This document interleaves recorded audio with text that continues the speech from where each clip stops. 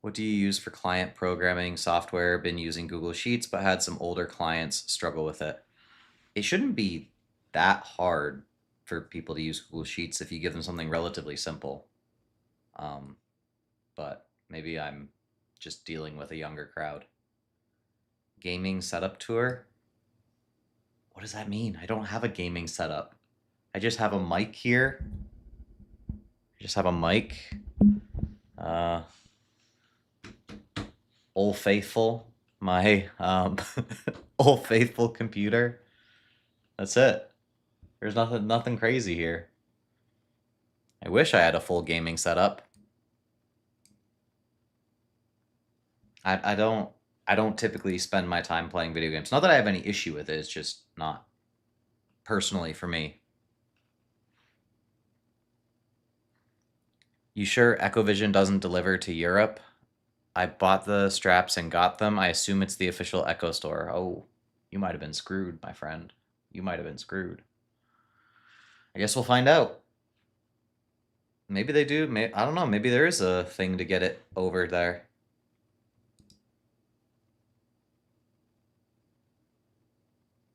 Ah.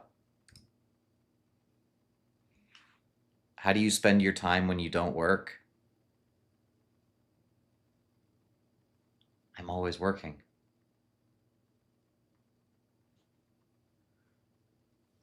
Are your straps from Echovision? Yes. Yeah. I commissioned Echo to make them.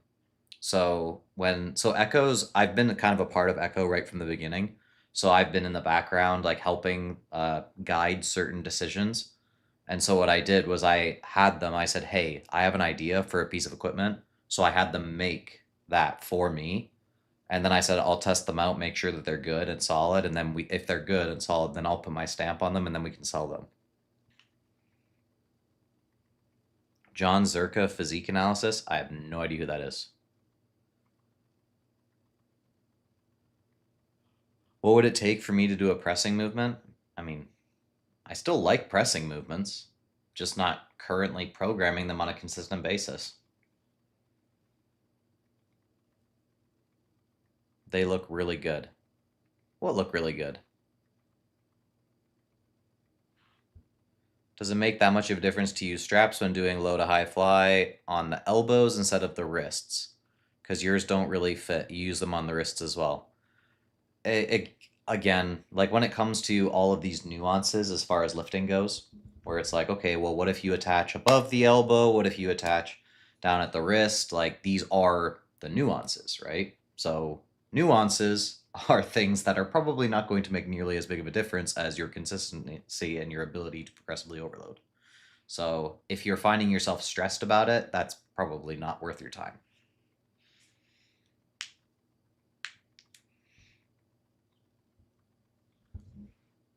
All right.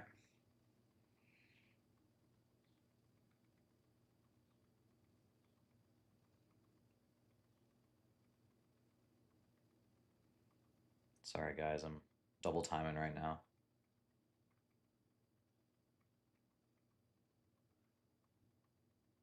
Keon Pearson be looking like a 212 Ronnie at this point. Yeah, he just needs more size. He gets more size and he'll be right at the top level with the open competitors. Why are we live? Bro, there's a possibility that I read your question and that's what you ask. I'm here to help you guys. Did you decide whether you're going to get shredded with Jeff? I don't think so. I don't think so. I need to continue to get bigger. Bigger all the time, right? We got to get bigger.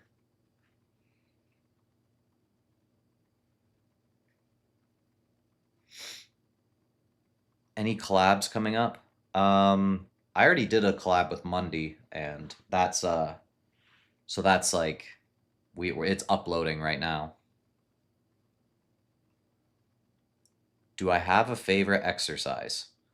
Not really. Honestly, not really.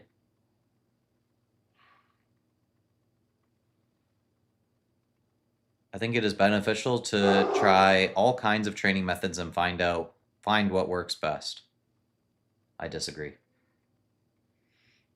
So, we're standing on the shoulders of giants, right? If I told you it's better that you try and figure out calculus for yourself versus go with the tried and true principles that already exist, you would probably call me an idiot. That's how I feel about hypertrophy training.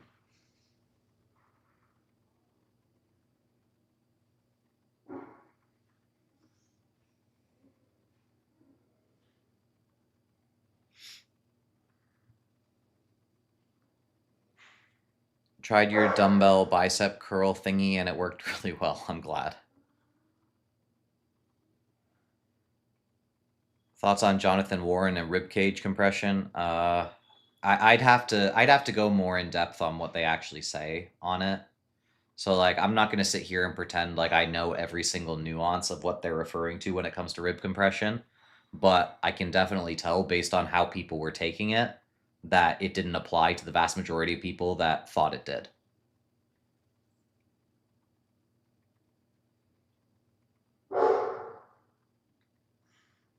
Who else can we listen to other than you and Jeff?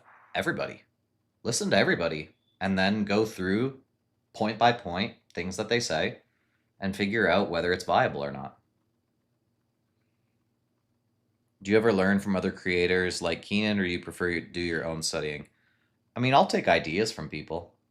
As far as learning from other people, yeah, of course. Like we're all like interested in this stuff. So if somebody brings up something and it's something I haven't thought about before, then I'll go look into it, right? Like that's the way you guys should be as well.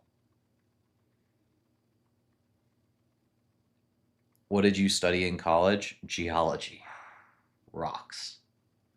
Rocks. What's a good structure for a back workout? Depends on what your strong and weak points are. If your weak points are upper back related, more so traps, rhomboids, and stuff, then you'd be looking for rows or kelsos. And if your weak points are more lat oriented, then you'd be looking for like pullovers, frontal plane pulls, stuff like that. What is Drax barking at?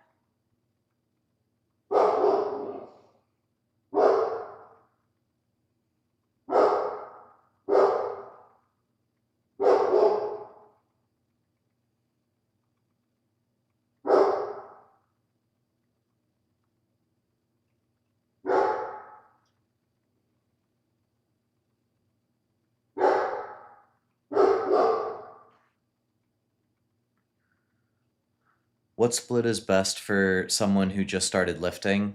There isn't one.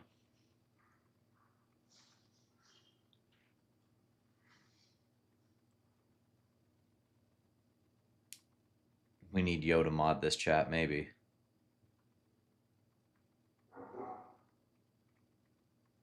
I'm glad you were able to get my straps in grease. Now you can stop spamming.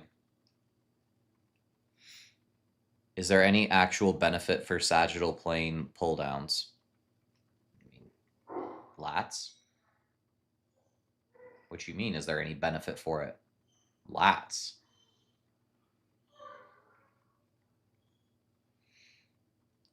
Leverages based training is overrated for muscle growth.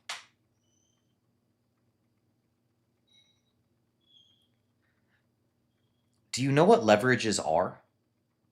I'm actually curious with that statement. Do you know what leverages are? I think you just mean knowing leverages. Because you train based on leverages if you're training effectively. I think you just mean understanding leverages.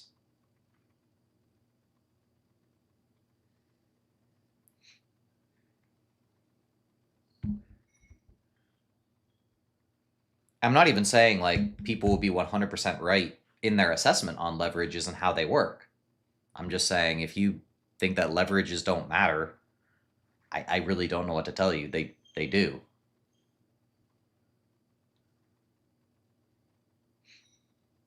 Your way to progressive overload, I use more weight and hope I can do it. And if I can't, then I can't. Then I go back.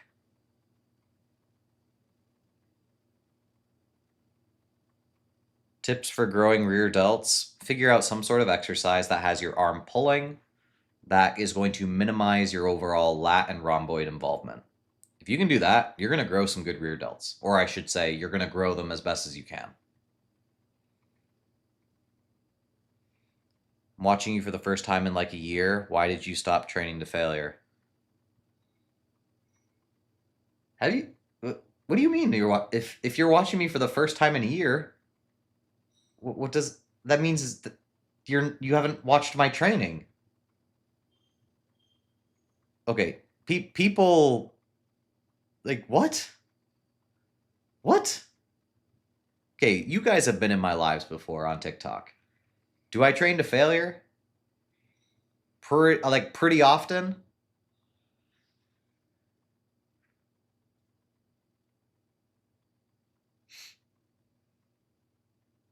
You train to failure the most out of the scientific niche. I would argue similarly. Yes.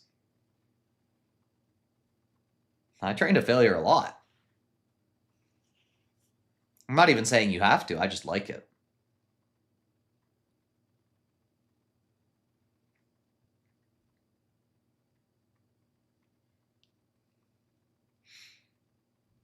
Uh oh my gosh, why is it all of a sudden going so fast? Do you know how to remove gyno? Surgery. Oh. Thoughts on blood flow restriction? Good if you have injuries. Whoa. Chubs, thank you. Jeez, putting up the big bucks. Do you think top level untested strength athletes such as Hooper and Stoltman cheat on their wives due to trend?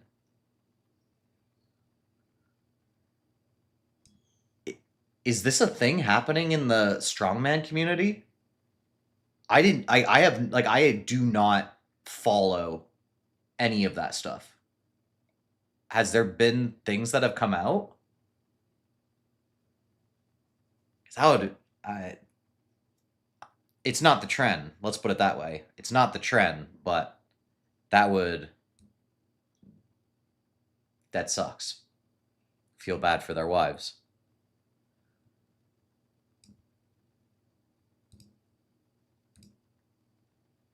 Do I have to like 59.99 from Egypt? Is that Egypt dollars? EGP? I don't know what EGP is, but thank you, Screet. It's probably a conversion of like 1 to 1,000.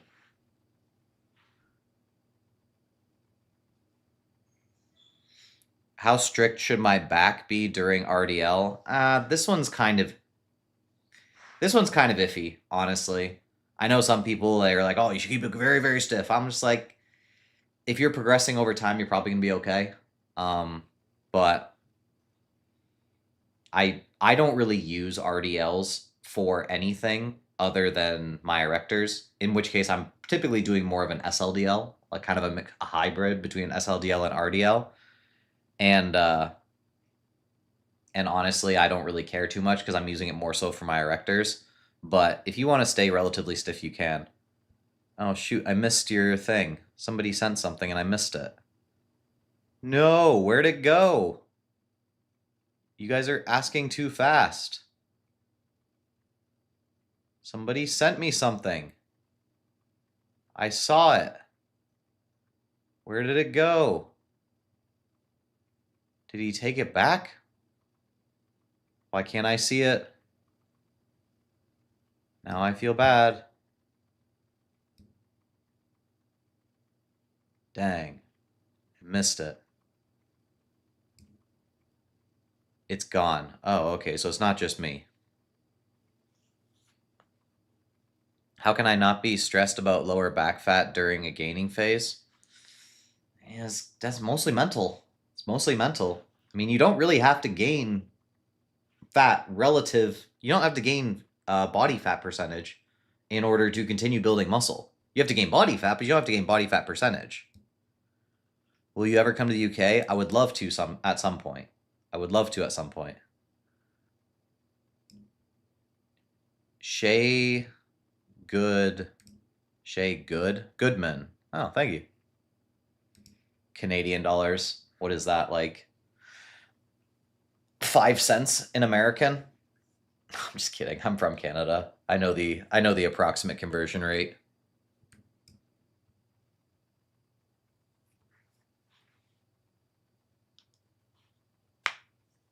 Show us the lightsaber. Show us the lightsaber. All right. 1 second. 1 second.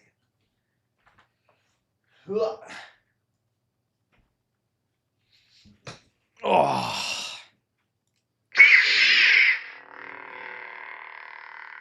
Pretty cool, right? Pretty cool. Watch this. Pretty dope.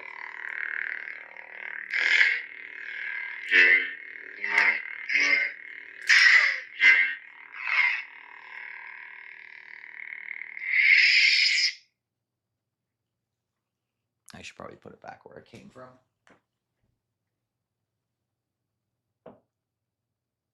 Oh, you can't even see Stormbreaker.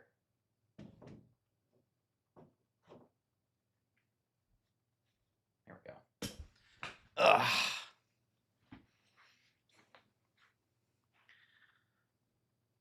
Ugh.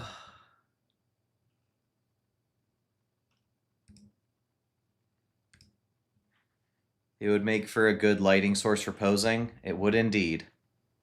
It would indeed.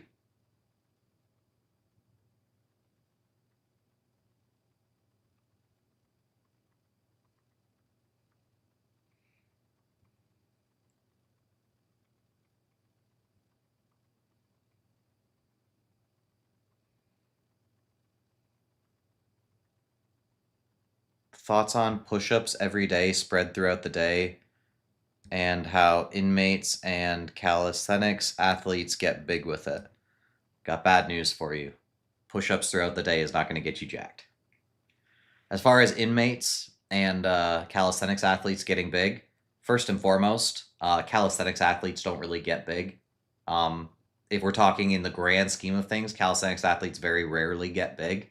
Now, they are often lean and have decent muscle mass, but very rarely do calisthenics athletes get really big. Normally, if they do, it's because they have pretty darn good muscle building genetics and they'd just be bigger if they lifted. And then, two, the calisthenics athletes who get the biggest are just weightlifters who do calisthenics based movements, right? They're people who are adding on 300 pounds to themselves in order to do dips. It's like, well, yeah, you're gonna have big triceps if you're doing dips with 300 added pounds. Like you're just weightlifting. You just happen to have your body weight incorporated into the weight.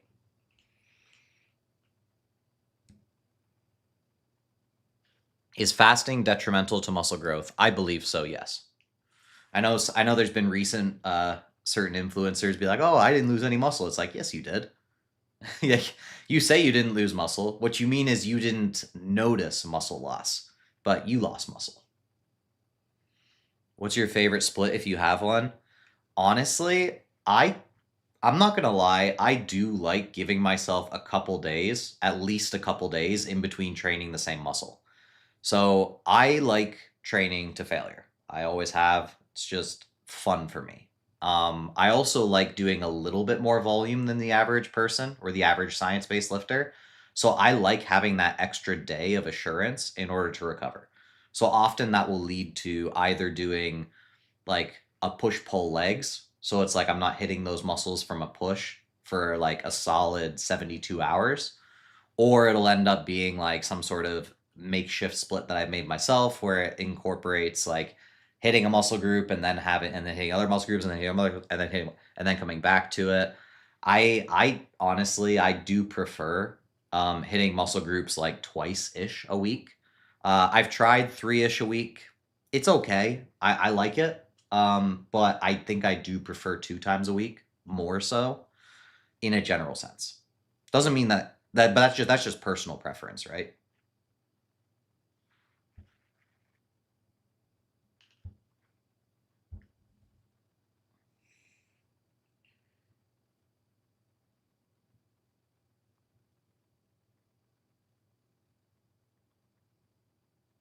Sorry, guys.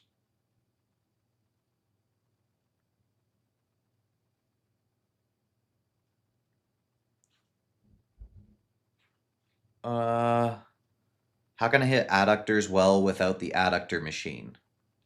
I mean, at that point, you're pretty much limited to your imagination. So it could be a cable system of some sort where you have some setup where you can take and you can pull your leg in. Could be a high foot leg press, which obviously is still going to incorporate your glutes and your quads. Um, Weird.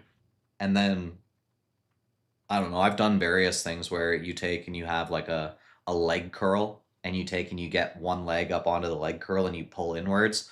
It actually works the adductors pretty well, but your imagination. What should I do if I've been yo-yo dieting for 2 years? I do an aggressive cut, then end up gaining it back fast, then the cycle repeats. Don't go aggressive. So when I deal with somebody who's been yo-yoing on and off forever, and I don't have the ability to actually watch them through their diet on a consistent basis, what I do is I tell them, all right, live at maintenance for a while. Just progress your lifts, live at maintenance. Don't let your weight go up, but also don't be actively trying to lower it. Figure that out, figure out how to do it in a productive manner where you can stay and you can actually become comfortable like that.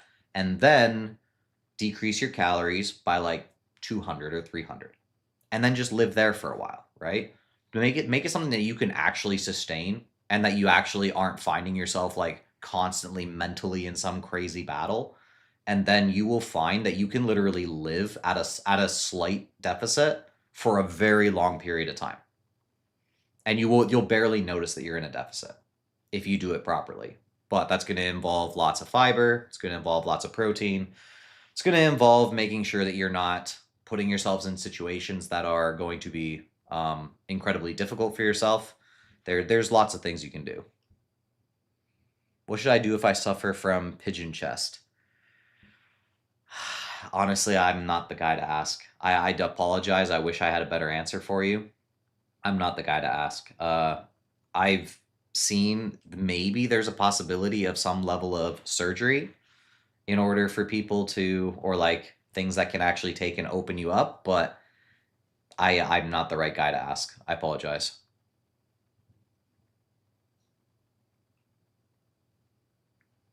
Do you have a video of how to rehab mild injured knee? I do not have a video on it, but I often, like what I've done for myself is first and foremost, you got to get off of it. You got to stop straining it like super hard over and over again. Then you can do like some level of light eccentrics, static holds, stuff like that. And then over time, you can start to load it more in a concentric format. Obviously, if you have some mobility issues, then fix those. But I think most times people are just impatient.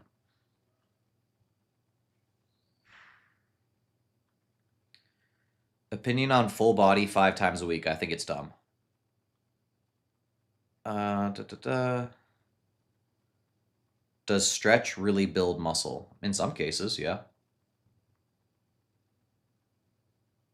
What's the volume for smaller muscles like calves? Small versus big muscles doesn't matter. Your volume doesn't have to change based on whether it's a small or big muscle. And also, the calves are big.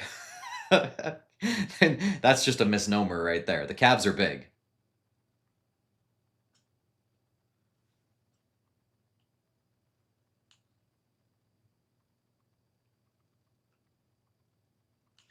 Oh, apparently it's my number.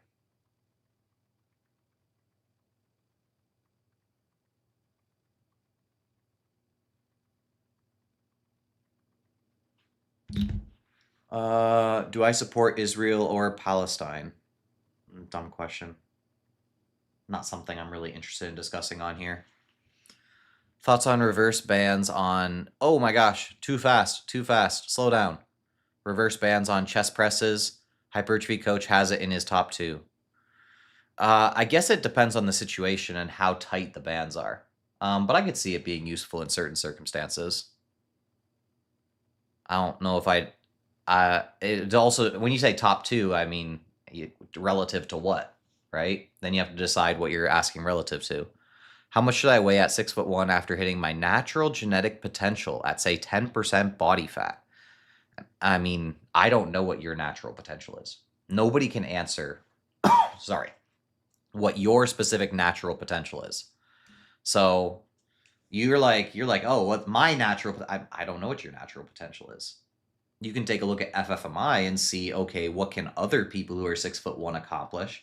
In which case you'd be looking at somewhere around the 25 FFMI range would be something that I think there's going to be a good number of natural athletes that can get a 25 FFMI if they train for long enough. That doesn't mean you can. You might only be able to get a 22. Like, your genetics are specific to you. But 6'1" at 200 pounds and 10% body fat is not unreasonable for a natural person, right? It's definitely achievable for natural people. Whether it's achievable for you or not, I don't know.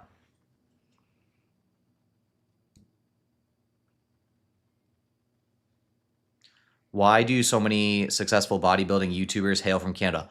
Tori and I were talking about that the other day. I don't know. I honestly don't know. She's like, wait, isn't he from Canada? I'm like, yeah. She's like, isn't he from Canada? Yeah. I'm like, I don't know. Probably because we're nice. I think we're like we have a way of interacting with people. Let me see if I can delay it so there's no spamming.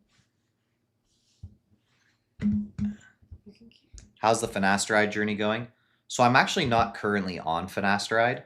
I haven't been on finasteride now for 3 or 4 weeks. There was a guy who was taking a look at my blood work, and basically what he said to me, and I mean, this could or could not be true, but he knew more than I did, or at least it's more so his area than it is mine. He said, based on what he saw in my blood work, that I should be fine with just minoxidil. So I've just been on minoxidil for the last little while. Whether it's working at the same rate as the finasteride and minoxidil mix was, I don't know.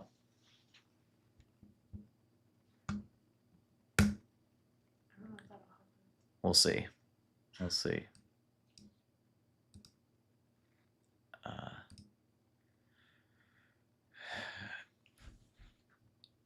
Is fast twitch, slow twitch a myth? Depends on what you mean by is fast twitch, slow twitch a myth. Is there a difference in muscle fibers? Yes. I mean, that's very well documented. Now, are you asked, it depends on what you mean by is there a difference? Like, there is very clearly a difference.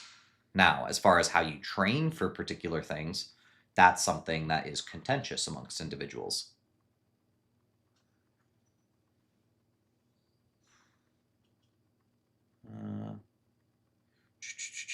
If I can't train legs, is low volume upper every other day a good option? You can do it if you want. You can do it if you want. I would never choose to only be in the gym 3 or 4 days a week if I can be in the gym more.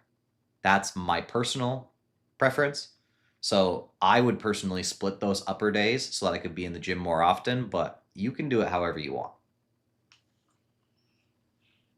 What do you think of nucleus overload? Doesn't have good data backing it. I believe that whole idea came from rodent studies, but doesn't really seem to play out in humans, or at least it doesn't seem to enhance growth. Even if it does work, it doesn't really seem to be something that works. We've had plenty of literature of people working out more times and not seen it lead to additional growth when we have the volumes in place. So it seems like kind of hogwash to me.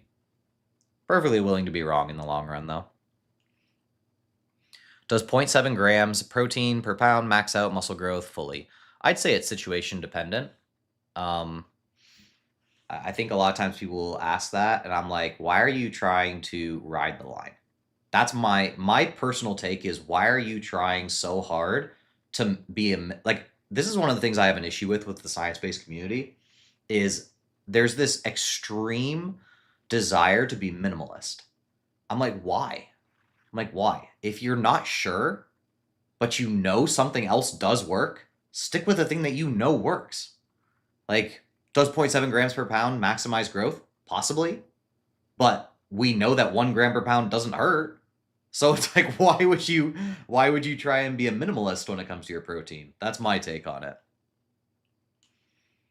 because it's hard sometimes to hit your protein goal. Okay, who cares? Just because it's hard doesn't mean that you can't try.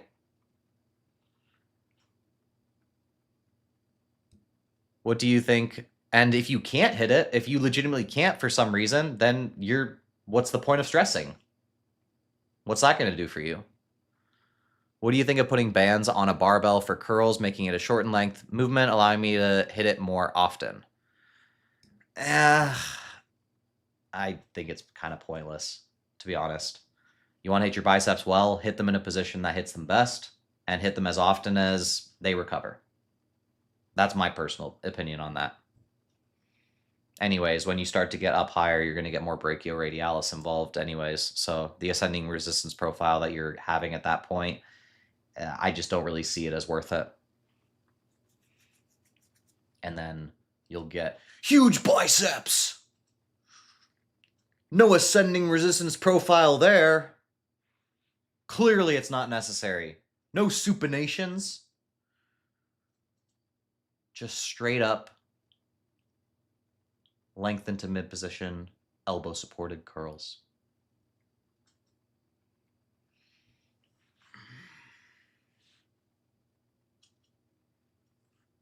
Opinions on Lyle McDonald. To be completely honest, I have only seen bits and pieces from Lyle.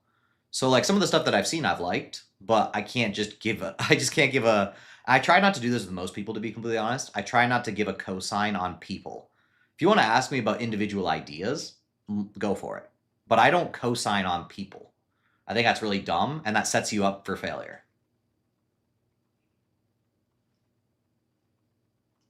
How to structure a full body split.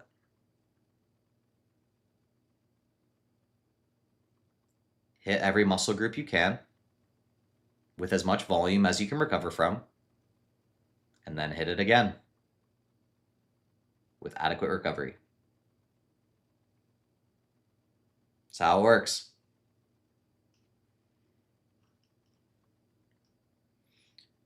What do you mean when you say that the stretch can sometimes build muscle? Any examples? Yeah. Hamstrings, calves, quads, adductors, and pretty much all the leg muscles. I can't remember if glutes do or not. I think glutes might. I don't know. I can't remember if glutes do, to be honest. But my main movement for the glutes is still going to be a hip thrust, so it doesn't really matter all that much. Triceps is contentious, but I think most people don't think that the triceps do. Maybe rear delt might to some extent. So it's like, I mean, it just depends on the muscle group, but in a lot of cases, all you're essentially looking at is, are there certain things worth working at a longer length? And in most cases, if you have to question, I would say go ahead. It's probably not going to hurt you. That's how I feel about it. I know people want to be so specific that they're like, oh, well, it's not necessary. I'm like, okay. So you end up doing it. What do you lose out on? Maybe a little bit of extra fatigue? Oh no, whatever shall we do? How important is full range of motion? It's not. So range of motion is completely arbitrary to the exercise and the muscle group that you're doing. You'll hear me talk a lot about arbitrary range of motion. It's because I'm something I'm very, very passionate about. Because I was talking about this forever, like long before other people. Like I shouldn't say that because like obviously there's people who have been in this sphere for a very long time. I'm sure there's people that have talked about it before me, but it was something I was very passionate about from the beginning, where I was like, what are you talking about? Because I would see people, they'd be like, well, that's not full range of motion. I'm like, why do I care? There's no actual solid tension in this position, so why would I care if I go to that arbitrary range? No, it doesn't look right. Not full range of motion. You need full range of motion for full. I'm like, no, you don't. I would take and I would do I would do my dumbbell lateral raises and I would start them here and then I'd go up like this and I'd do this, right? And people would get mad. They'd be like, that's not full range of motion. I'm like, so you want me to not work it at the bottom portion? You want me to bring my arm all the way to the side and have it not be working during that time? And then they wouldn't really know how to respond to that. Or then I'd do like a chest press and I would be like, and I'd do my chest press, and I'd go like this. And they'd be like, oh, that's not full range of motion. I'm like, so you want me to lock out my triceps? Like, why? Why do you care if I go from here to here? Like, why? Why would you care? That doesn't matter. And so like it was something I was very passionate about for a very long time, and then people started to pick up on the fact that, hey, maybe full range of motion is overrated.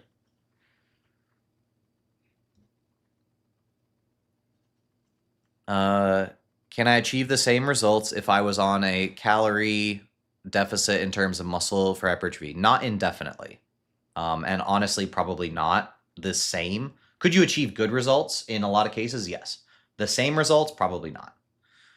I ripped my pec major tendon off the bone 4 months ago. Any tips for recovering faster these next couple months? Do you care about your natural status or not? If you don't care about your natural status, then healing peptides, I would advise. I think it's something that people avoid just because it's not FDA approved or it's not natural. And I'm like, who cares if you don't plan on competing in natural organizations? Outside of that, I'm not a physiotherapist. I really am not. So I wish I could give you a more in-depth response, but unfortunately, that is not my area. But my main thing that I would tell you is take it slow. Because I think far too often people are like, well, I want to get back as quick as possible. I'm like, everybody wants to get back as quick as possible. It's like, but you're talking about an entire training career.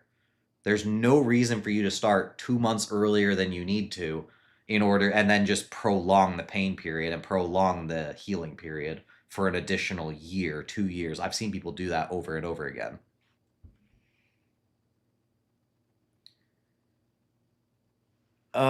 Do you think it hurts sleep in the long run? Exercising 1 to 3 hours before bedtime. I don't know. I don't know. Honestly, a lot of times people will try to talk on things that they don't know because of their personal experience. I try not to do that, unless it's something am very passionate about. So this is something that I've never really looked into in great detail, and I'm not too bothered by because I don't work out at night. But I've never thought of it as such a big deal that I need to start warning everybody not to work out within 1 to 3 hours of bedtime. So I can't read that, man, unfortunately. I do appreciate the donation, but I can't read that for you. I'm sorry. Maybe if you donate it with $20, then I'll read it. I'm just kidding. It's not worth it.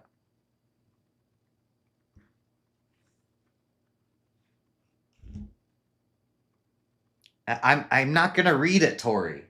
Tori texted me, "Do not read it." uh, nah, he'll do it. Send the 20.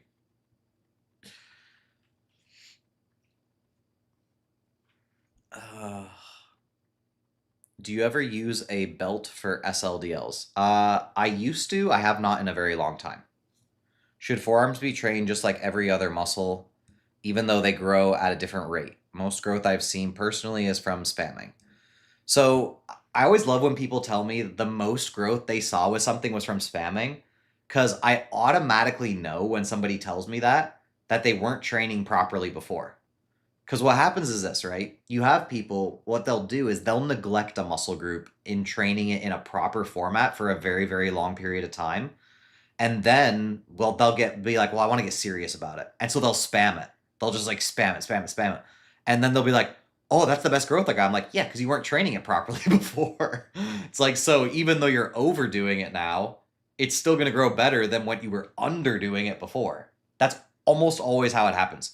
Well, I got the best results for my shoulders when I started spamming lateral raises. I'm like, how are you doing your lateral raises beforehand? Oh, maybe like at the end of a workout, like once every other week. I'm like, yes, when you start taking it more seriously, they start growing more when you were not taking them seriously before. Doesn't mean you need to spam them.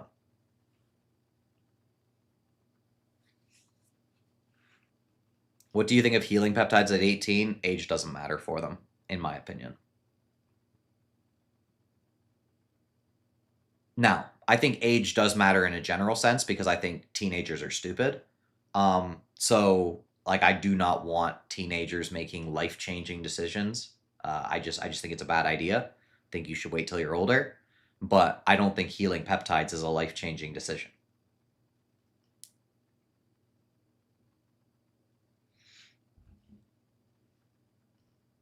I've been on a month. I've been on a cut for a month. Super consistent, disciplined. If I went out one day, how impactful would it be? And sorry, I missed it. Because you often say you can gain muscle on a cut. Oh no, I just read two different comments. I got them mixed up. Sorry. Is it normal to stagnate on lifts on an aggressive cut? Because you often say you can gain muscle on a cut. I've never told you you'll gain muscle on an aggressive cut. I've literally never told you that. I said it's possible, but I've never made it sound like it's something that's common. I hate when people take me out of context. Oh.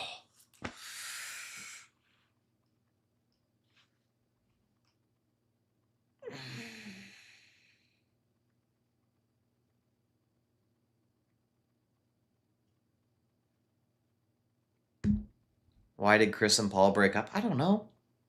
You guys seem more invested in this than I am. Are rest days necessary?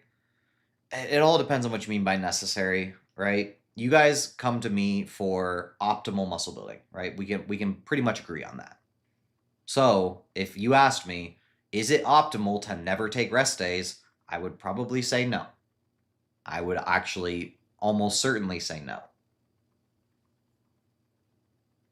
We all love you and appreciate you, just saying. Appreciate that. Tips for growing bicep peak? Stop worrying about it. Just grow your biceps.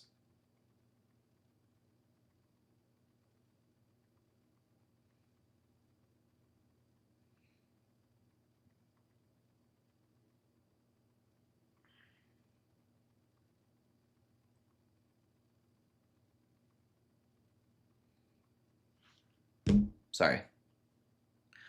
Random thought. Why do cyclists have big legs? Can you explain like the science behind that? Yeah.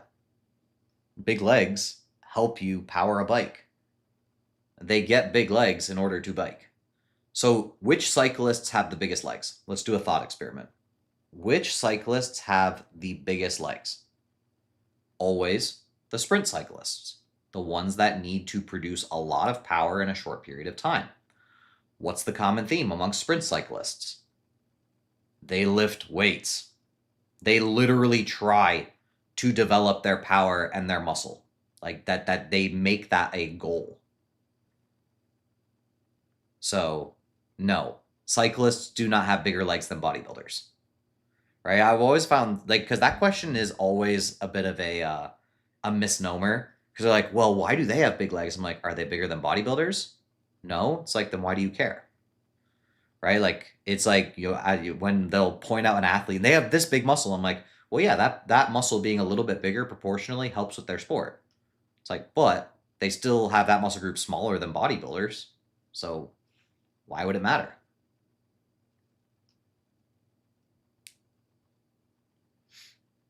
Swimmer's body illusion, yeah, it's too common. It's too common. I've fallen for it before.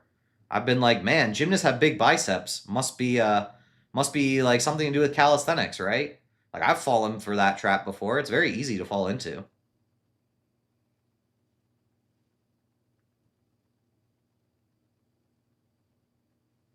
When's the next video with Mundy coming? I think it's uploading right now. Do supinations even train the bicep? Because I swear that it is just a function of the form. I mean, okay, right? Do supinations train the bicep? I'm gonna answer that with a supination. Ready? Ready? Oh.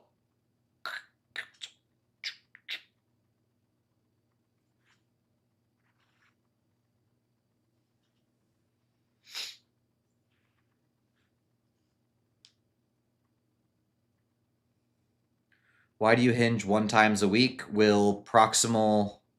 Oh my gosh, I missed it. Why do I hinge once a week? Will proximal region atrophy? Proximal region? What do you mean proximal region? Are we just slapping together terms now? Do you mean won't the muscle groups that you're trying to train atrophy?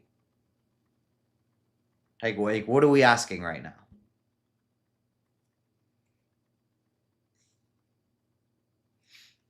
Is Yotox bigger than me? Much bigger.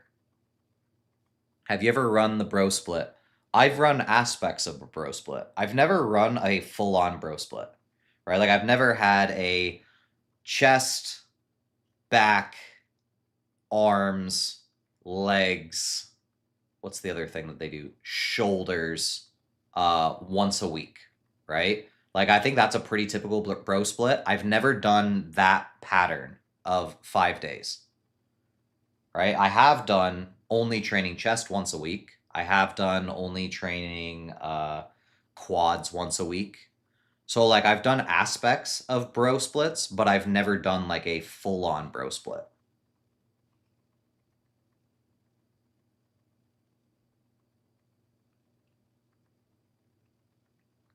How much does alcohol affect growth? I have no idea. Never looked into it. Oh, you mean muscle growth? I don't know why, but I thought you meant like height. If you abuse alcohol, it's going to affect it a lot. If you don't abuse it, then it's not going to affect it much.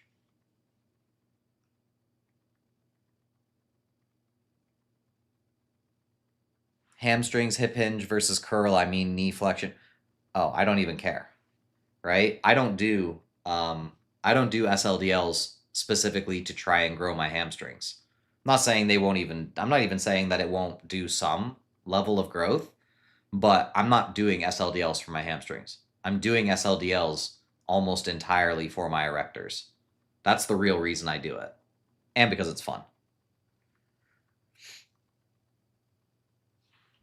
Are there any movements that would make sense to use bands or reverse bands on? I mean, yeah, there's plenty of movements, right? So if it's very uncomfortable in the bottom, then that would be a good place for you to use reverse bands. So like, let's say a chest press of some sort where you're finding that you primarily struggle with the bottom position when it comes to shoulders or just like the overall, like it doesn't feel right when you do it with just the straight weight. Reverse bands could make sense. Same thing with hack squats. And again, like these are all things where you don't have to do it, but there could be circumstances where you either find it useful or it's just helpful for evening out a resistance profile, making sure that your leverages are good for you. What else? What else? What else have I seen? JM press, right? Because a lot of your JM press is more oriented towards lockout anyways.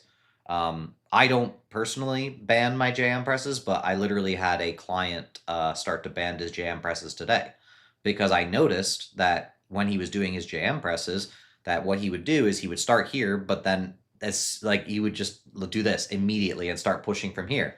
I'm like, okay, well, it's clearly too hard for you out of the bottom. So your body is automatically trying to bring your chest into it more. So how about we band it, right? We band it so that it's easier in the bottom, so that your body doesn't feel the need to automatically flare these elbows out. You don't have to think about it too much. And then, yeah, it's going to get harder towards the top. By the time it's up there, if you start to flare out a little bit, doesn't really matter because it's still going to be primarily triceps at the top.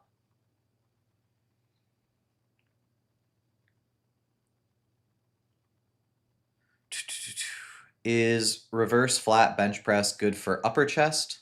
Reverse flat bench press good for upper chest.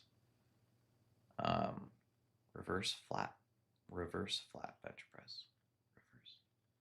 So like reverse flat, reverse banded.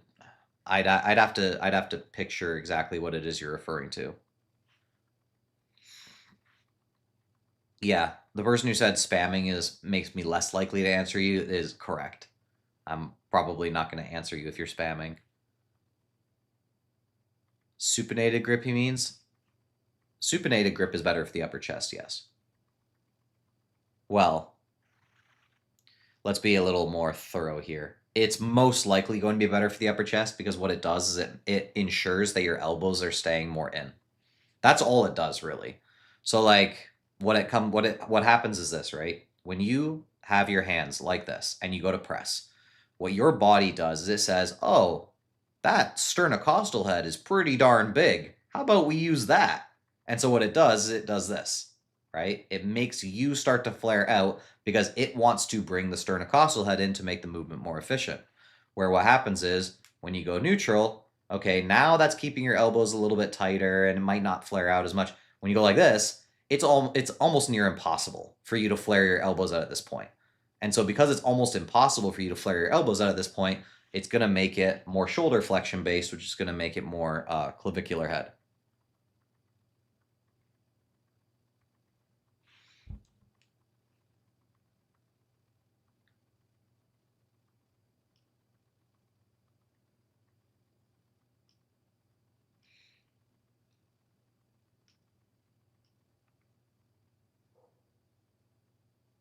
What's your take on the lat fiber debate? I would guess that you can probably bias regions. When you're dealing with a muscle group that's that big and that spreads out over that wide of an area, I have a very hard time believing that there can't be some level of biasing on a fiber level for the iliac versus the thoracic, right? Like it's a big muscle group and it inserts in a lot of different areas. So I would have a hard time believing that you couldn't bias to some extent. Now, is it going to be noticeable differences in growth? Who knows? Only something time can tell, but I would say to train both joint actions regardless. And if I end up being wrong on that, it's not gonna make or break me. I really don't care.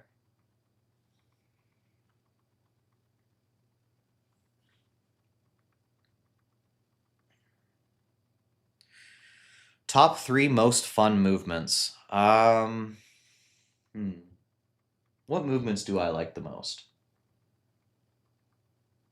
I always look forward to pec deck. Pec deck's fun for me. I don't know why. It's just fun.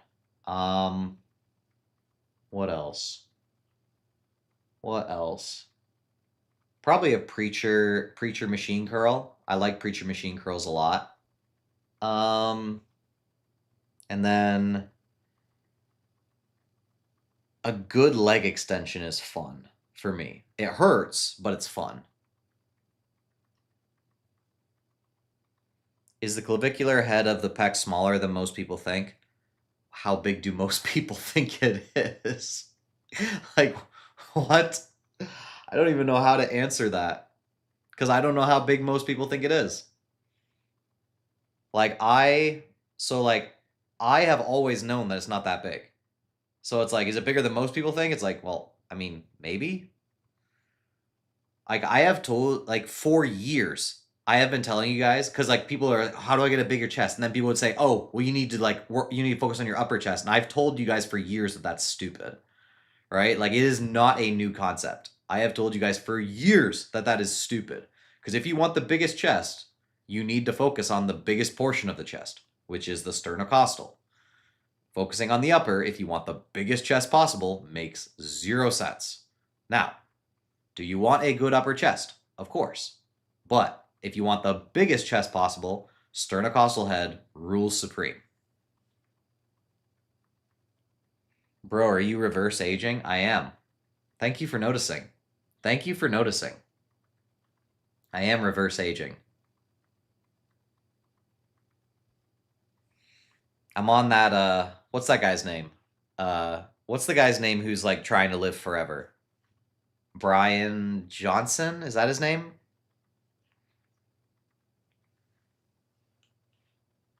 I'm on that Brian Johnson routine. Yeah. My arm size? Guess. Guess.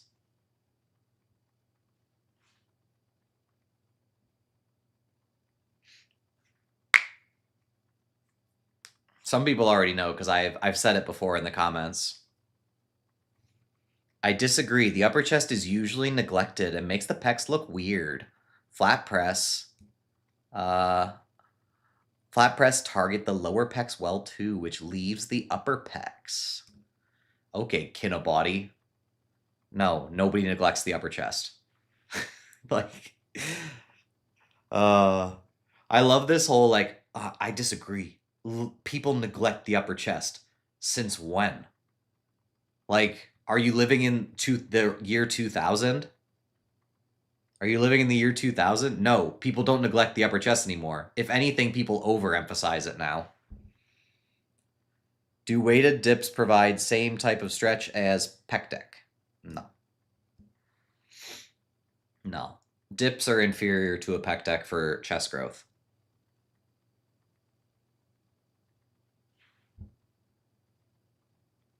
But obviously they still work the pecs, right? I'm not saying they don't work the pecs. They're just inferior.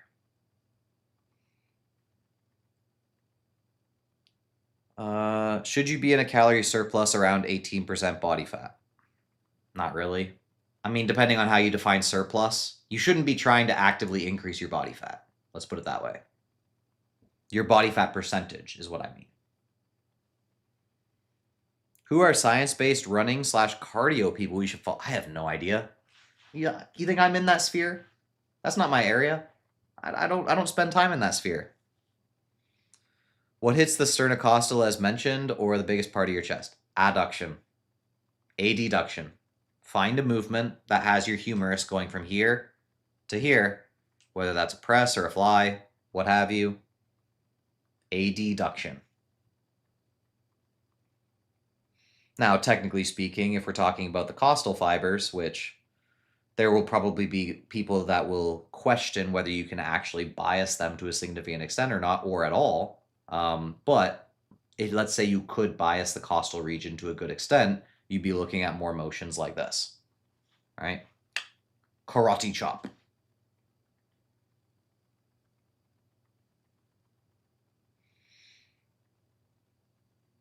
But if you have a good, solid, horizontal adduction movement, you're probably going to be just fine.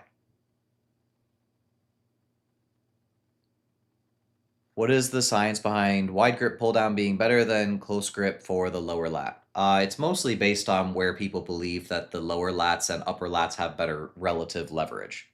That's mostly what it's based on, right? When you do a close grip, what's going to happen is it's going to turn it into more of a sagittal plane movement.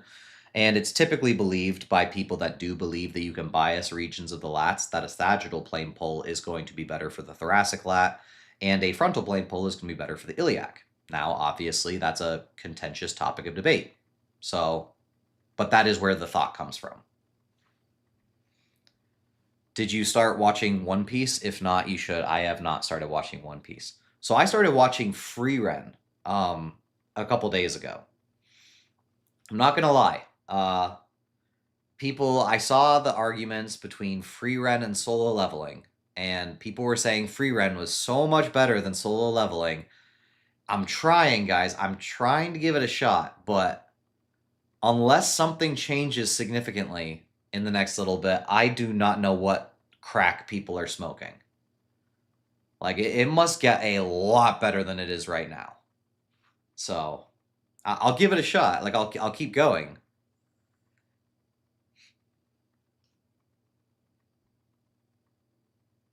Like, bro, it's not even close. Free Ren is peak. Would you have considered Free Ren peak after the first 3 episodes? All right, tell me that. Because if you consider Free Ren peak after the first 3 episodes, then I am probably going to stop watching the show.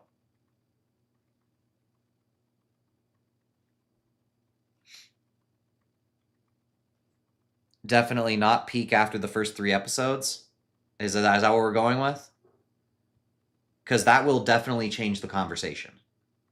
Like if you're like, oh well, no, like it's a slow burn. Like you need to like get to later on in order to like understand. Otherwise, like oh, like I found it kind of boring in the beginning too. Then I can understand the conversation more. But it gets much better at the end. Okay, I should hope so. I should hope so from the way that people talk about it. All right. Quran. Oh no. Sorry, I'm solo leveling Mogs. Oh. Well, hey. Quran spent $5 just to tell you guys that solo leveling Mogs. So he must have a very strong opinion on that. It does not get better. All right, that's why is maintaining lower body fat percent hard? 1 second. Hard, but 20% easy. I can eat junk and maintain 20% 165, but 12% 150. It's easier to gain fat. Just hunger hormones? That's the biggest part, right? There will be some level of metabolic adjustment as well, and also like maybe your NEAT being downplayed, but the majority of it is your hunger levels. The fatter you are, unless, and this is where we start to run into severe morbid obesity. In a lot of cases, when it comes to severe morbid obesity, what you have is you have people who have dysregulated hormones to such an extent that their brain doesn't tell them that they're full when it should. Right. And so like, well, they're like, oh, well, I don't eat that much. Like a lot of these people legitimately don't feel like they eat that much. And the reason they think that is because their brain's telling them they're still hungry, right? So they end up eating 4,000 calories, but to them, when they eat 4,000 calories, it might feel like to you what eating 1,500 calories feels like mentally.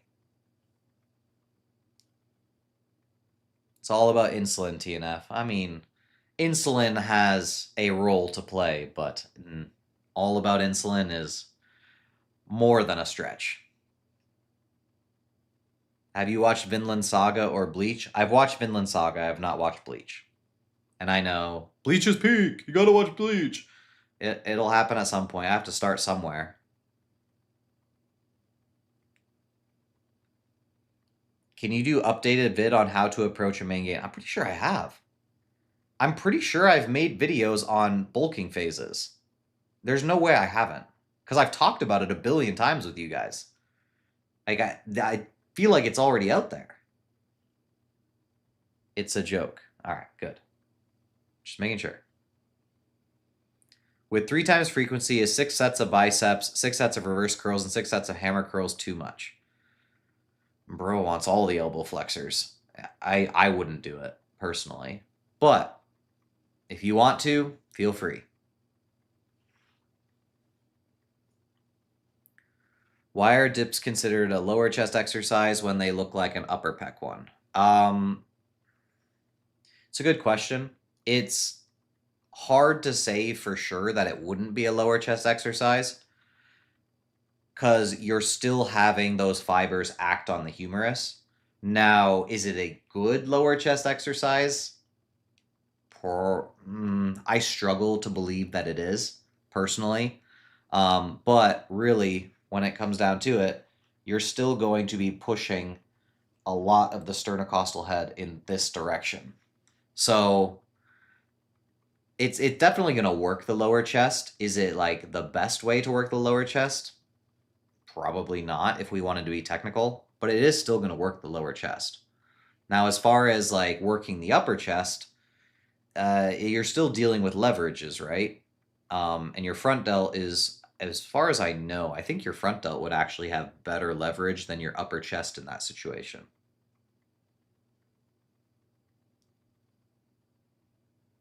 But if you're using dip as as a primary exercise for your chest and you follow me, I'm already going to suggest that you're probably not following a lot of principles that we do. Who's that behind you? That's Symbiote Joel. Have you watched Death Note? Just making sure. Of course. Of course. I am Kira. What do you do for front delts? Nothing. I don't train them specifically.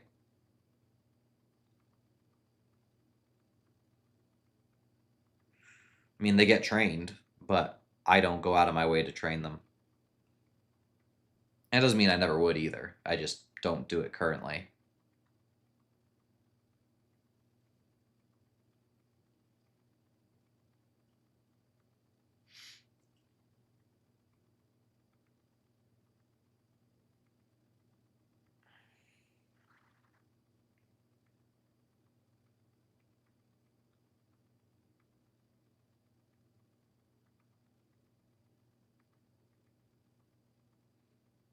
Glad to hear it. Let me know if you're running into any issues that I can help you out with. and I hope you're enjoying yourself.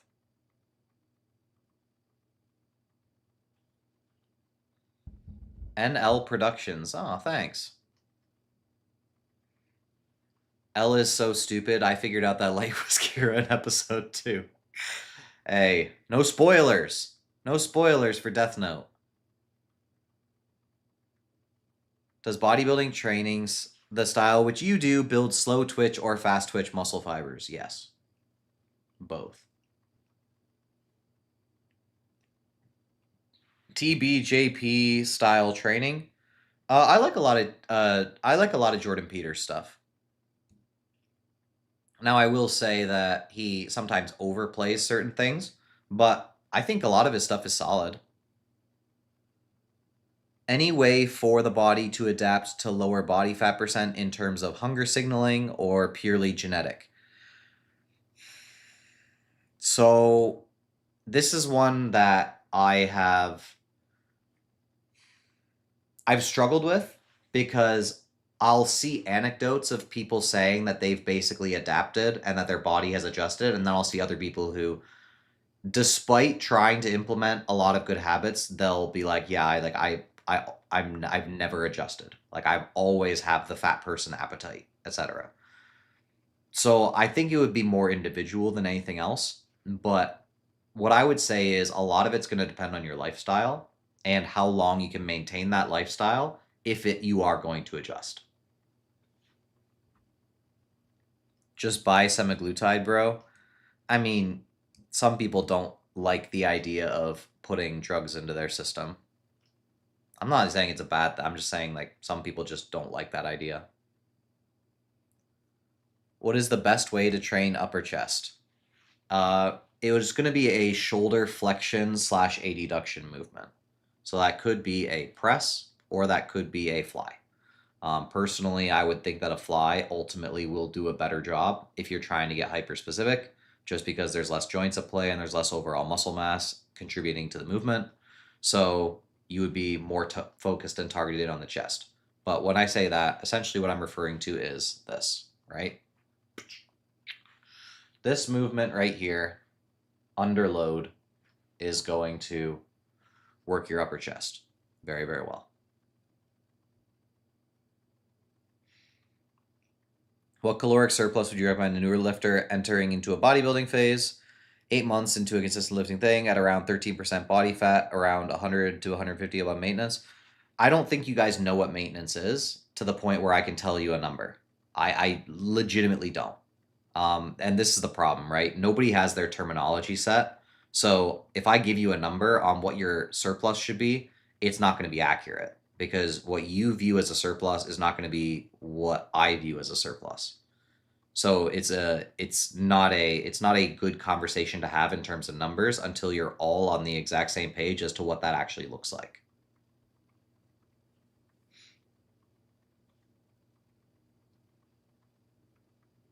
But seek to progress in the gym. Don't let your body weight go up in a super fast fashion. And as long as you're progressing in the gym and you're feeling good, you're fine. If you need to potentiate that with another additional 100 calories, then do that. Reassess for a little while and go from there. Hello, Unc. Love you. Thanks for all the knowledge. What is IDR? What is that? What currency is that? I appreciate it, by the way. That's like $3. But what is IDR? I just want to know what the currency is. I mean, I assumed it wasn't much. Indonesia rupee.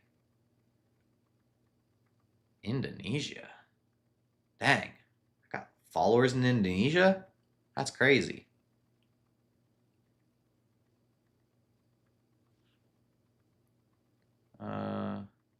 It's like 2 cents. I think it's a little more than 2 cents. Wait, what does India use? I thought India used rupees. You got followers in Saudi. It's pretty cool. I'm not gonna lie. Finding out that I have followers around the world is pretty cool. I DM'd you on Insta for a blood test. I don't know what that means. For a blood test? Like I don't check my Insta DMs. I can't. If I did, I would never be able to have any time for anything. Rupees versus rupiah. It's different. Good to know. Ever heard of Tunisia? Bro, I used to be obsessed with maps. When I was a kid, all I would we had a map that was in our playroom, a map of all the countries of the world, and I would just go stare at it for hours and try and figure out countries I hadn't heard of. So yes, I know where Tunisia is. You got followers from Brazil? Sweet. This goes with Noah's question. Does muscle mass increase metabolism, making you naturally become lean over time, allowing you to be at a low body fat? Yes and no. So muscle mass does increase your metabolism. It increases your resting metabolic rate, but not by as much as people think, right? A pound of muscle is going to have approximately a resting metabolic rate, a resting metabolic expenditure, I should say, of approximately, I believe it is 12 calories, if I'm not mistaken. So you got to gain a lot of muscle for that metabolic rate to be significantly changed by muscle mass. So like once you've got out of your newbie gains phase, if you're expecting your muscle mass to skyrocket your metabolic rate, it's just not going to do it. At what point does fasting impact gains? As soon as protein turnover is happening too fast for your muscle protein synthesis. Simple as that. So pretty quick.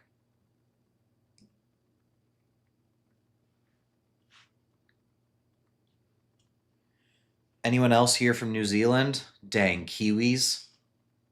We don't like your kind. Kiwis aren't allowed here.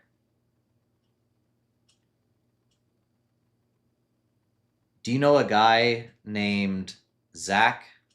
Friend of mine from New Zealand. Good guy. Good guy.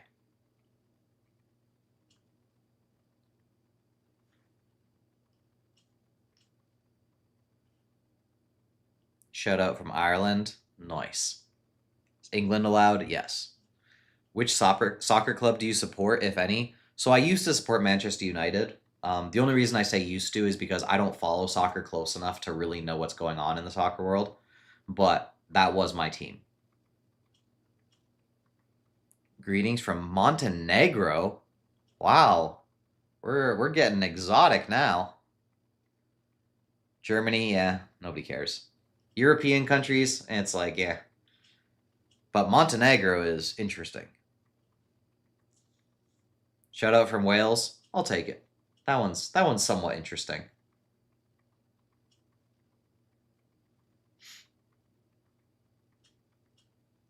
No, bro, United are cooked. I'm sorry. I'm sorry. It's not my fault. Albania is also kind of interesting. I had a lot of Albanian friends growing up. I shouldn't say friends. Acquaintances. People that I played soccer with in Canada. Angola. Interesting. There are only 20,000 people of my ethnicity. What's your ethnicity? Algeria. Also interesting.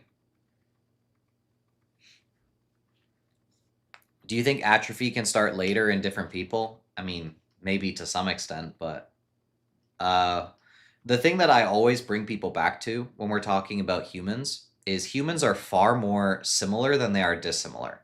So when I see people be like, "Oh, but everybody's different," I'm like, not really. We're not that different. So yes, there is some nuances, but we're very, very similar. How's the split PPL plus upper lower? I don't mind it. Honestly, I think PPL upper lower, if you run it correctly, can actually be a pretty darn solid split. Your only viewer from Romania. I'm sorry, I heard somebody from Romania the other day, so. Estonia, that's also interesting. Portugal, eh.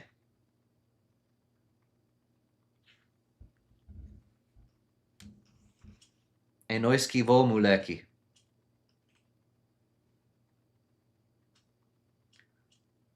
Ethiopia. That's interesting. That's interesting.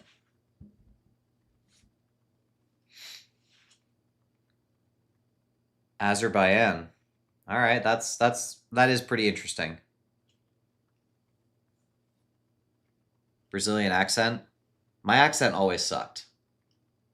But yes, they was my Portuguese is Brazilian, not European.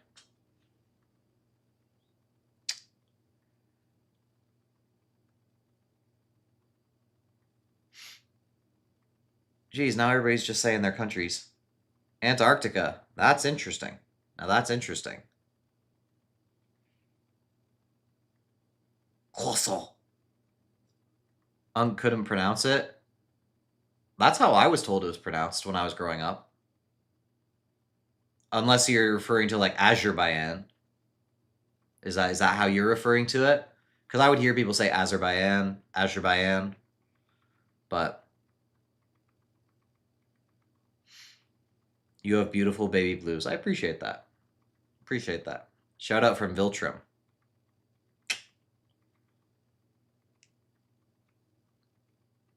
Pronounce the J? Really? It's not. I was always told that the J was silent. They led me astray.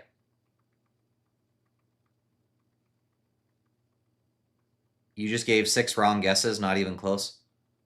Bro, I only gave you 2 pronunciations. Where'd you get 6 from? I gave you 2 pronunciations. I said Azerbaijan or Azerbaijan. Where'd you get 6 from? Who's the crazy one now? I saw you at that sushi place. Ah, Sushi Masa? Good place, good place. TNF is an Invincible fan? I am. Big time.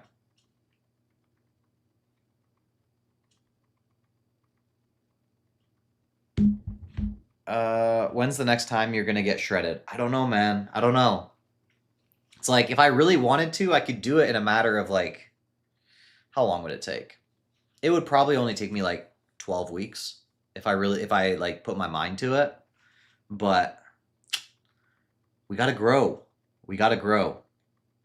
Are you high? No. I don't know if it's something in the room, but my eyes have just been rough today.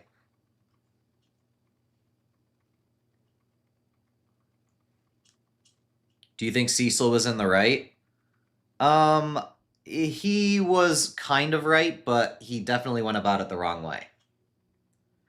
Do you know any ways to increase appetite? Drugs. No, I'm just kidding. Um, I think people trying to increase their appetite is usually a waste of time. I think what you should be doing instead is trying to figure out just how to eat the number of calories that you need to eat in order to continue progressing. I think most people are overeating for a while and then undereating. And then they're overeating for a while and then they're undereating. So if you just picked a number that was reasonable and you stuck to that number and then you just slowly increase it over time and you find ways and find different foods that allow you to increase that number, most people can do it without any additional help.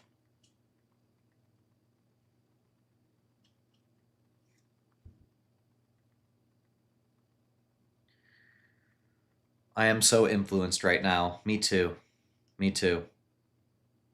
Does bro have Stormbreaker in the background? Bro does. Bro does have Stormbreaker in the background. I can't bulk anymore. I'm broke. Bulking is easy. From a actual dollar standpoint, bulking is easy. Rice is cheap. Oats are cheap. It's like bulking is not that expensive.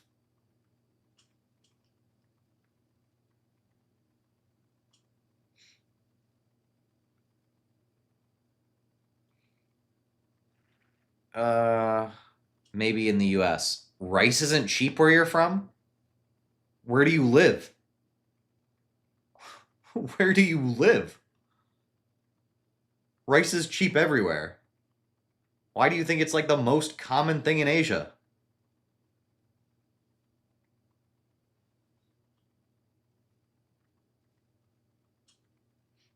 Thank you, TNF. I'm out. Don't you want more protein on the bulk? No. You don't need more protein on the bulk.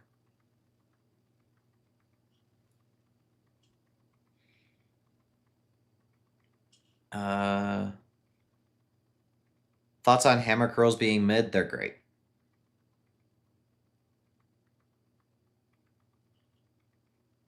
Chris Beardsley Alpha Elite collab when? Why Alpha Elite? I'm not even with Alpha Elite. I'm with Echo. How long does it take to lose 5% body fat on an aggressive mini cut? All depends on the person.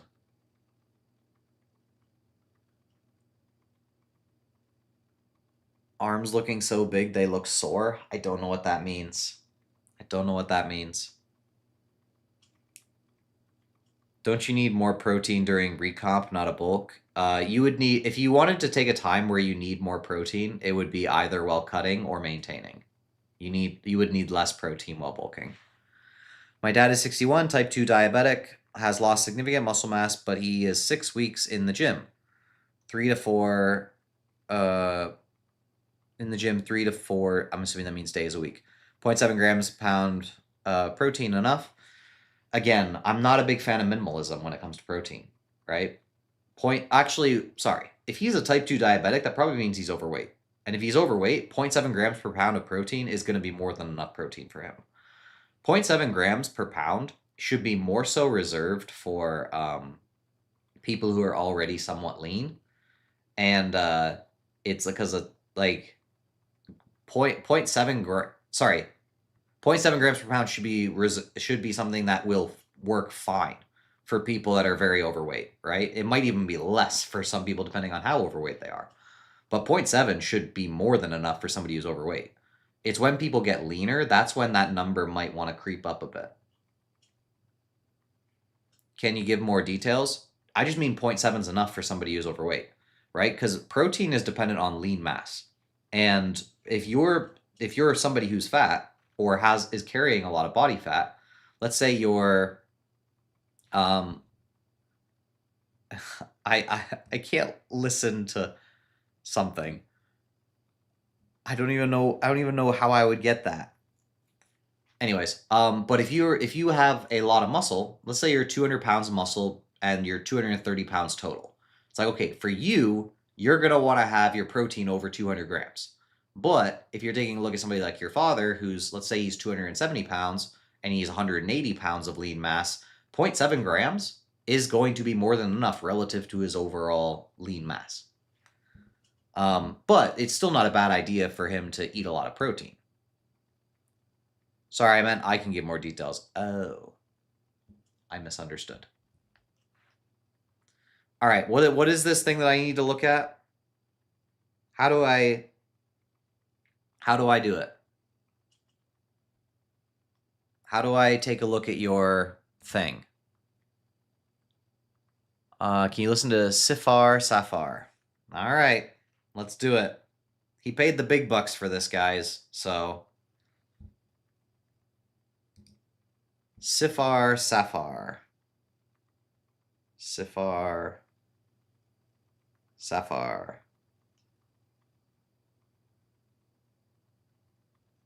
Wait, why do I have to listen to this?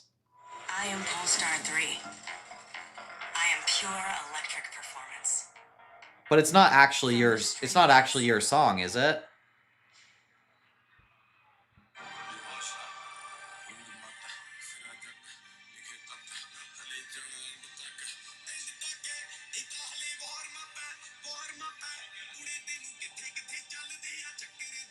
Oh yeah. I can't play this. I'm going to get copyrighted.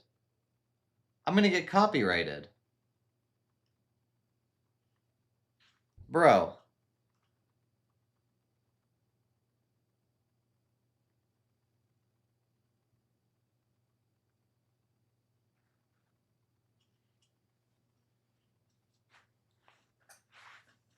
He's low-key cooking. All right. Let me see.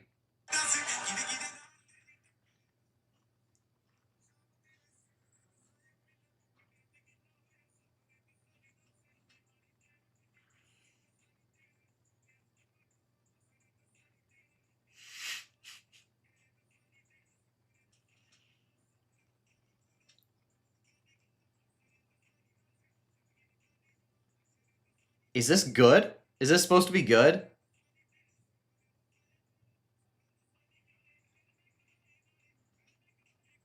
Is this what Indians consider good?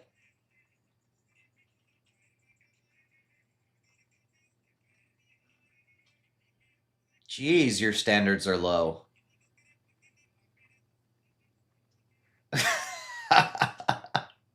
I mean, I guess it makes sense when you compare it to the other stuff that I hear playing. The other stuff that I hear playing.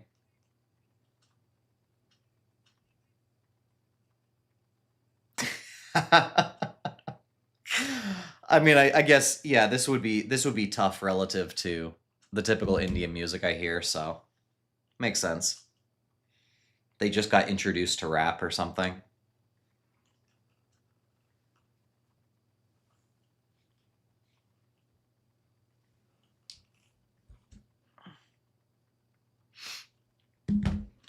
I'm just kidding. It's actually a decent beat. It's actually a decent beat. I'm just messing with you. I mean, it's got 51 million views for a reason.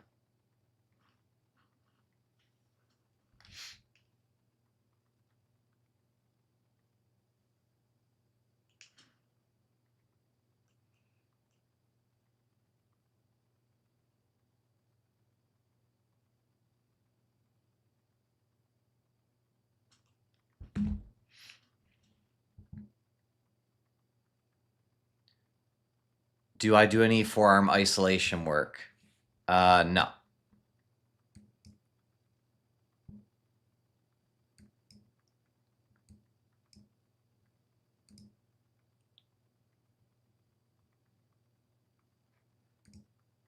But is that actually your song? Or are you just using a fake username? Do I do neck isolation work? I do not. I do not.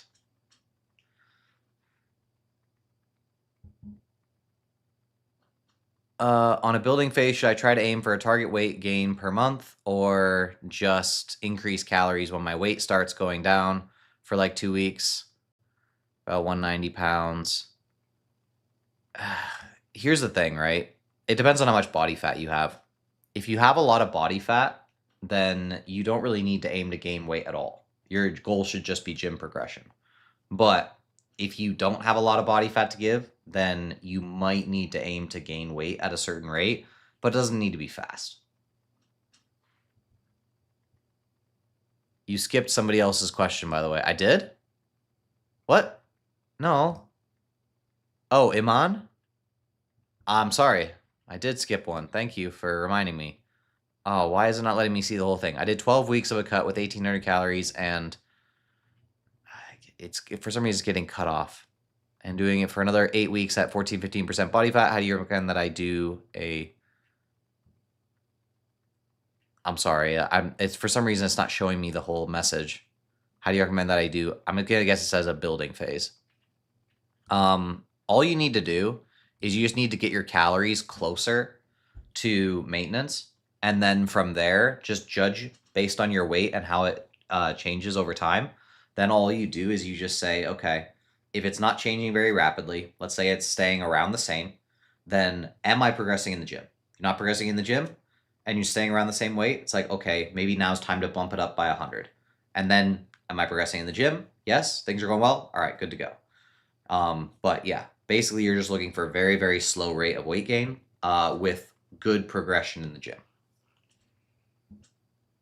He asked if it's good to continue for 8 more weeks. It all depends on how you're feeling, right? So when it comes to cutting, whether you continue your cut or not is going to be heavily based on what your biofeedback is. So is your sleep good?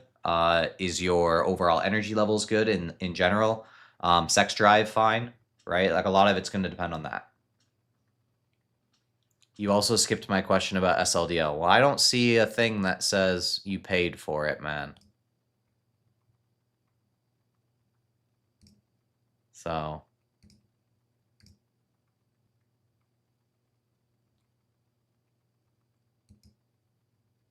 uh, I did pay. What? What? Why is it not showing me that you paid? I don't see it. Just ask again then. I'm going to trust you this one time.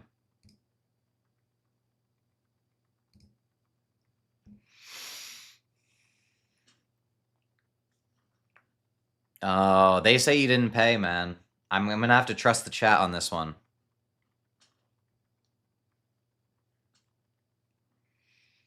I mean, if you pay, then I feel obligated to read your question.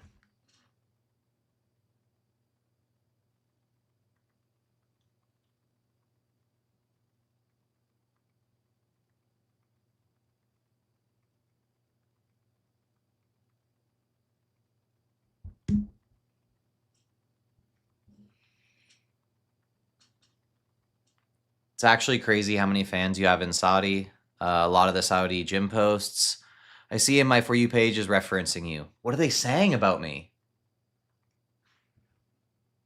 Oh, all right. Mafia T. Gained 10 kilograms in 10 days. My maintenance is like 2,400. Ate basically 6K every day.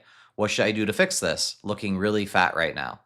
Well, the first thing you need to do is you need to stop eating 6K. I'm going to tell you that right now. That's crazy. 60,000 calories? 60,000 calories in the last 10 days? That's insane. Then all you really need to do is get yourself out of that cycle, whatever it is that's causing that.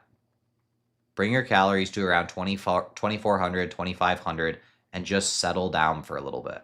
You don't need to overcorrect. You don't need to be like, oh, I'm going to fast for 10 days. Just chill.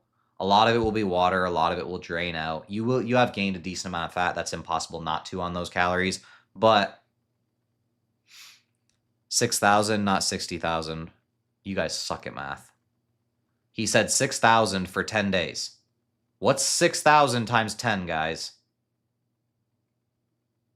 Why do I have to teach you every single day? Glute spread now I've paid.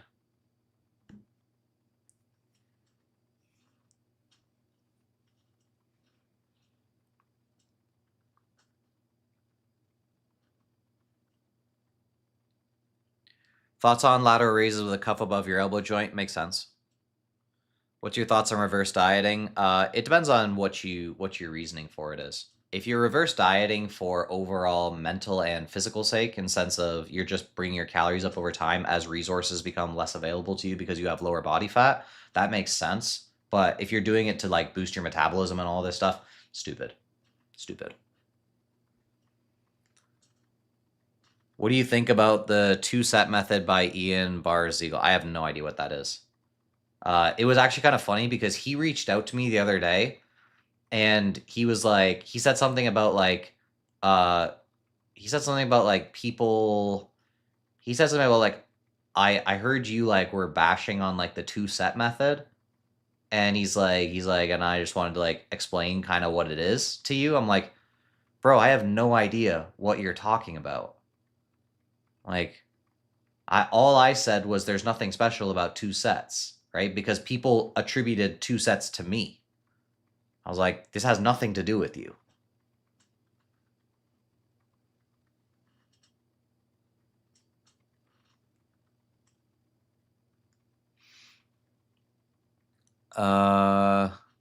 Supinated versus supinating curls, any difference? If you're thinking about it that deep, you're spending your time in the wrong spot. Hammer preacher curls, low-key goated, high-key. They're amazing. But people will see one video on hammer curls are not needed, and then they think that hammer curls are somehow bad. It's like, okay. Thoughts on 3 on, 1 off bro split with separate leg days? 3 on, 1 off bro. I don't even know what that looks like. I don't even know. Like, I need more information than that, Nick. Advice on low appetite, even main is too much for me. Main. Even main is too much for me. Oh, maintenance.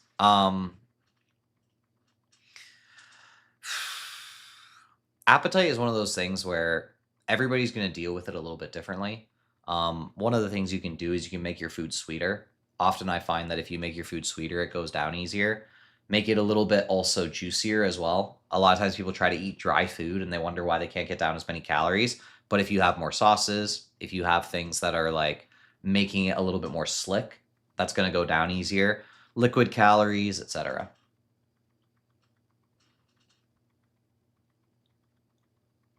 Unk, your piercing blue eyes are looking mesmerizing and radiant and full of quiet depth today.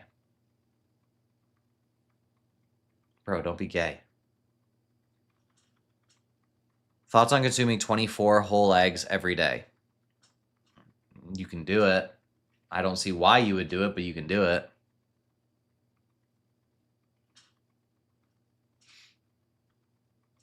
Am I Aryan? I mean, isn't that self-evident?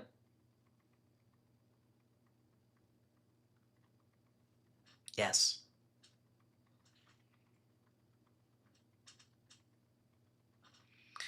What's your top 5 animes? Ooh, that's a good question. We'll get back to that after I answer this question from Ibrahim. Cutting to around 8% body fat, is it better to jump to maintenance right away or reverse diet for slower weight gain? If former, how to calculate? So it depends on whether you actually got to 8% body fat or not. So what I prefer to do, one of my main strategies when I diet is I go aggressive in the beginning. And then what I do is like let's say I started off at like 1300 or 1400 calories, right? Which would be obviously a very aggressive cut. If I got down to like 12% body fat on those calories, then what I would do is as I was getting lower and lower, week by week, I would increase my calories by 100. So I'd go from 1300 to 1400 for a week. Then another week, 1500. Then another week, 1600. And what I would do is I would increase my calories into being 8% body fat. So by the time I get to 8% body fat, I'm already around like 2300, 2400 calories. So that's a pretty nice strategy, and it's a nice way to ease your way back into maintenance, but you don't have to do that. You could just grit your teeth through your diet all the way to 8% body fat and then just move straight to maintenance. But the easiest way to figure out where your maintenance is at that point is just to work your way backwards. See how much weight you were losing on that many calories. If you're losing 1 pound a week, increase your calories by like 500 or so. If you're losing at 2 pounds a week, increase by 1,000.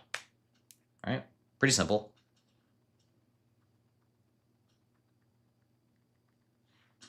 Ultra puffy face, but I'm not super lean. But I have clearly visible abs, so I'm not fat.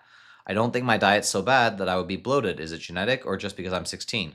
It could be a bunch of different things. Could just be that you store more body fat in your face. Could just be aging, right? Like as people age, you'll find that some people, their faces get leaner as they age more. So it could just be aging. It could also be that you have higher sodium in your diet than is necessary. And when you have high sodium in your diet, it can make your face puffy, right? Like right now, I don't know if you guys can tell or not, but my face is actually pretty puffy right now. And that's because I had a pretty high sodium day yesterday. So like I'm clearing things out over the course of the day. And you'll see tomorrow my face will actually look a decent amount leaner than it is right now. But it can come from water retention, other things.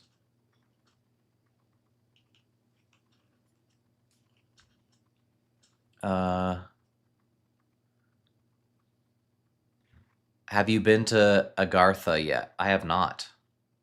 Defend your faith, Protestant. This isn't an apologetics chat. Top 5 animes list. This is an anime chat, though. All right, top 5 animes. AOT, Hunter x Hunter, Death Note. This is where it gets tough.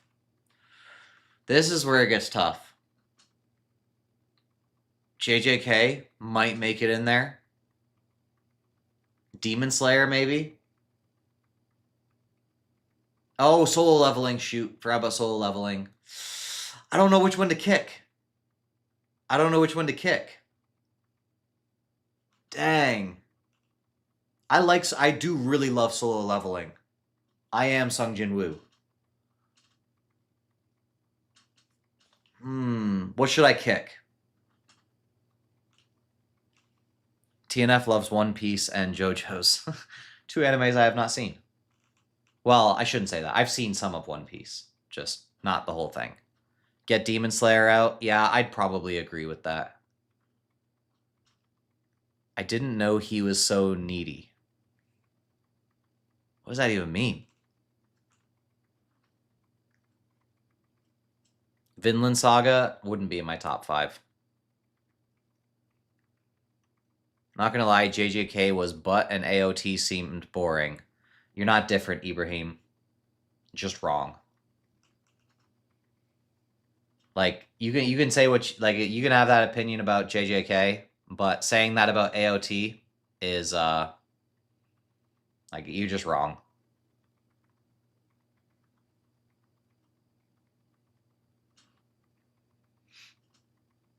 You ever watch Code Geass? So I actually started Code Geass like 3 or 4 months ago. I got like a season and a half in, and I didn't get the hype. I did not get the hype. I'm sorry. It didn't. Maybe I missed something, but it was not as good as, in my opinion, it was not as good as people made it out to be. On Insta, you told me if I gain 1 pound per month on a building phase, that's too fast. So what's your practical recommendations to weight gain? Depends on how fat you are. If you're very lean, then obviously you could lean a bit more towards like the 0.25 to 0.5 pounds per week. But if you're not already very lean, then I would suggest that you gain at a very, very slow rate. Minuscule rate.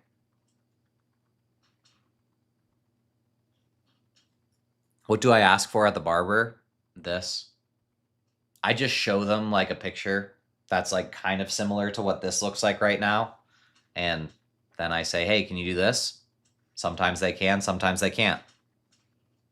On this particular occasion, the barber did what they were supposed to. Do a Gojo cosplay? Might have to. What time is it? I feel like we've been here for a while. Oh my goodness. Code Geass gets good towards the back half. Good to know, Alex. Are 17-inch biceps small? Depends on how tall you are. Are Kelso shrugs necessary if you already do upper row movements? I mean, necessary, again, like whenever you use the word necessary, you have to understand what it is that you're implying when you say necessary. No. I mean, like people have developed amazing upper backs for decades without doing Kelso shrugs.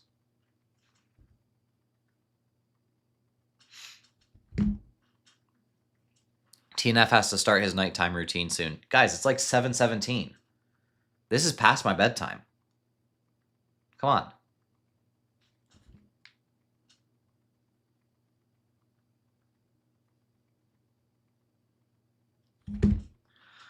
All right, guys. I have to get going. So, what's my skincare routine? Honestly, I try to eat relatively well and then Vaseline. Vaseline. That's it.